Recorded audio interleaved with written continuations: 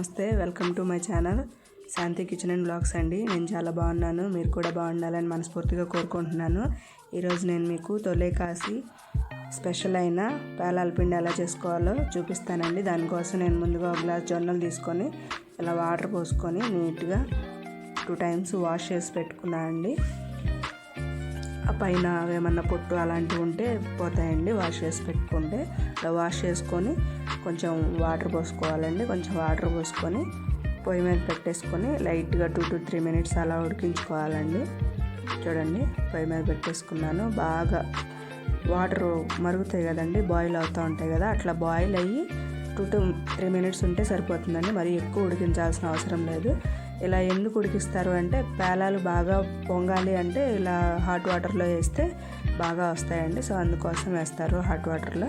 చాలా 2 to 3 minutes బాగా boiling వాటర్లో ఉంచేసి తర్వాత నేను వాటర్ అంతా డ్రైన్ చేసేసుకుంటాను అండి.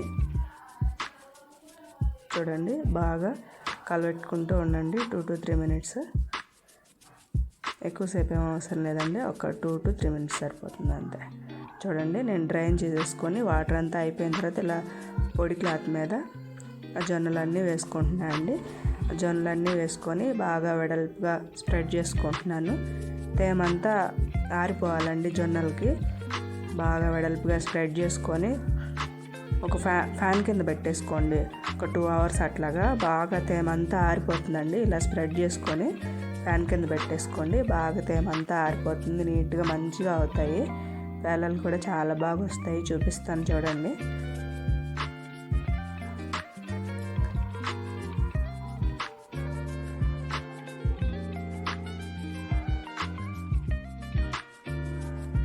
చూడండి, ఒక 2 to 3 hours తర్వాత చూస్తే తేమంతా బాగా ఆరిపోయాయండి. జొన్నలు బాగా పొడి పొడిగా అయ్యాయి.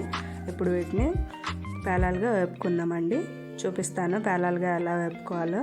చాలా బాగా వస్తాయి పేలాలు. చూడండి, పొయ్యి మీద ఒక మందపాటి బాండి పెట్టుకోండి. మందపాటి బాండి పెట్టుకొని అది బాగా హీట్ అయిన తర్వాత కొంచెం ఇట్లా జొన్నలు వేసుకొని 2 to 3 spoons అలా సరిపోతుందండి. దాన్ని బాగా కలబెట్టండి. అవి కొంచెం హీట్ అయ్యే వరకు కలబెడుతూ ఉండండి. అవి బాగా హీట్ అయిన తర్వాత పేలాలు రావడం స్టార్ట్ అవుతాయండి. పేలాలు రావడం ఎప్పుడైతే స్టార్ట్ అవుతాయో అప్పుడు మూత పెట్టి వదిలేసేయండి. మంచిగా అన్ని పేలాలు అయిపోతాయి. 95% అయిపోతాయండి. కొంచెం అవ్వకపోయినా ఇబ్బంది లేదు, అవి మనం ఎలాగో మిక్సీ పట్టేసుకుంటాం కాబట్టి గ్రైండ్ అయిపోతాయి, ప్రాబ్లం ఏం లేదు. కానీ మ్యాక్సిమం అయితే అవుతాయి. ఒకసారి చూడండి, నేను చూపిస్తాను మీకు. కొంచెం అవి హీట్ అవ్వాలండి. హీట్ అయితే వెంటనే వచ్చేస్తాయి.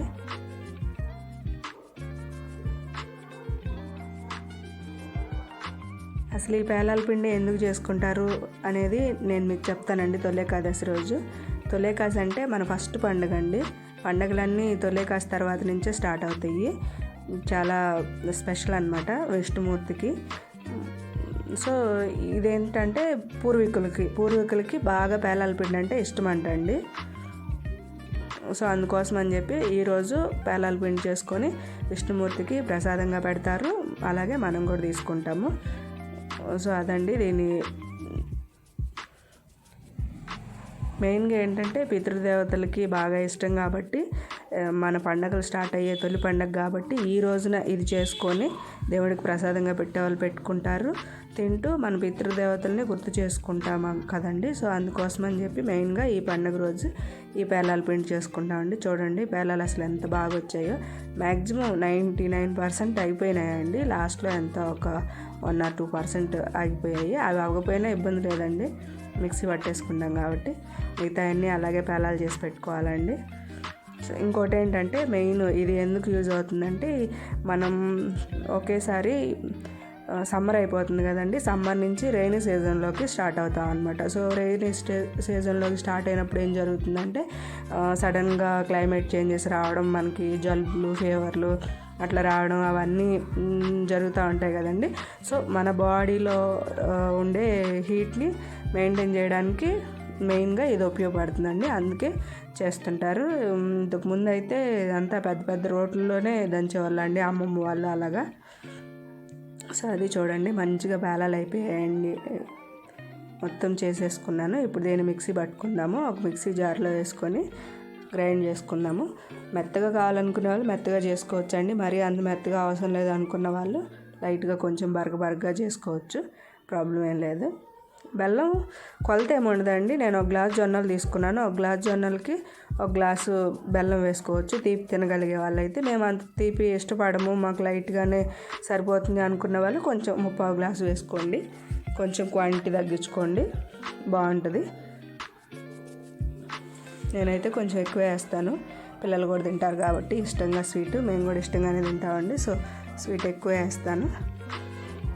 అదండి పాలపిండి విశిష్టత. చూడండి, మిక్సీ పట్టేసుకుందాం. అలా మిక్సీలో వేసుకొని బెల్లం మెత్తగా నలగొట్టి పెట్టుకోవాలండి. అలా ముక్కలుగా వేస్తే మళ్ళీ మిక్సీలో సరిగ్గా గ్రైండ్ అవ్వదు. సో అందుకోసం అని చెప్పి బెల్లము చిన్నగా మన రోకల బండ్లు ఉంటాయి కదా, రోకల బండ్లు కానీ గుండ్రాయిలు కానీ పెట్టి మెత్తగా నలగొట్టుకోవాలండి. చూడండి, ఇలా నలగొట్టుకొని మెత్తగా వేసేసుకున్నాను. ఇందులో ఒక 4-5 ఇలాచీ వేసుకోండి, స్మెల్ బాగుంటుందండి, టేస్ట్ కూడా బాగుంటుంది. వేసుకొని గ్రైండ్ చేసేసుకున్నాను. ఇలా పేలాలు మొత్తం గ్రైండ్ చేసేసుకోండి. గ్రైండ్ చేసుకొని ఒక బౌల్లోకి వేసుకొని ఫస్ట్ అంతా మిక్స్ చేసుకోండి నీట్గా. మనము ప్రతిసారి మిక్సీ పట్టేటప్పుడల్లా బెల్లం వేయం కదండి, 1 or 2 times బెల్లం వేస్తాము, 2 times అట్లా పేలాలు మొత్తం పట్టేసుకున్నాం. సో మొత్తం మిక్స్ అయ్యేలాగా మంచిగా కలుపుకోండి. దీంట్లో ఇంకా మంచి టేస్ట్ రావాలంటే కొంచెం పుట్నాల పప్పు అంటారు కదా, శనగపప్పు, అవి కొంచెం తీసుకొని దాన్ని మిక్సీ పట్టుకొని ఆ పౌడర్ కూడా వేసుకోండి. బాగా ఇష్టంగా తింటారండి పిల్లలు కూడా ఇలా చేస్తే. ట్రై చేయండి ఒకసారి ఇలా చేసుకొని. మీకు ఎలా వచ్చిందో నాకు కామెంట్ సెక్షన్లో షేర్ చేయండి. ఈ వీడియో నచ్చినట్లయితే లైక్ చేయండి. మీ